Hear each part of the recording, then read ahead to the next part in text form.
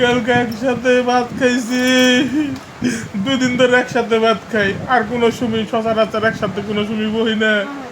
2 দিন ধরে একসাথে ভাত খাইতেছি। কালকের আগের দিন ঘরের ভেতর টেহা কইতাছে ইটা কিনবি না, টেহা ব্যাংকে তুইবি। আমি কইছি ইটা বেচা হারি না, টেহারি তুলে ব্যাংকে তুই আইগা।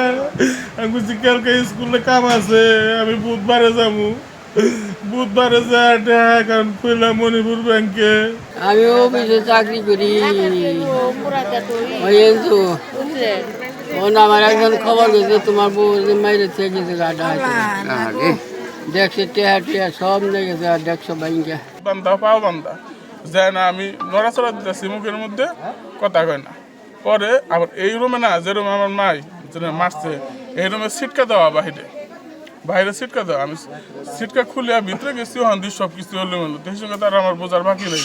পরে আমি খালি মায়ের দেখা তা চালু করে আমি বাইরে আয়া দুয়ারে মার উপরে ডাক দিছি, সাব্বিরে ডাক দিছি, ব্যাকেরে চিল্লাফাল্লা করে মানুষ আনছি। তার গলায় যে গামছা আসছিল আমি ওটাও খেয়াল করি নাই। পরে যখন ভাবিরা আইসে, সব কিছু আইসে, আমার বউয়ের মুখ ছুটাইছে। পরে আমি গেছি, মানে যা দেখি যখন মুখ দিয়ে রক্ত পড়তেছে। আপনার বাবা তখন কোথায় ছিল? আব্বাই তো স্ট্রোক করবো দেখে হারে জানানো দেয় নাই। মোটামুটি অনেক মানুষ জড়া হয়েছে। পরে আব্বারে মনে হয় কেন জানি ডাক দেয়। রাতে কইছিল তোমার বাবা?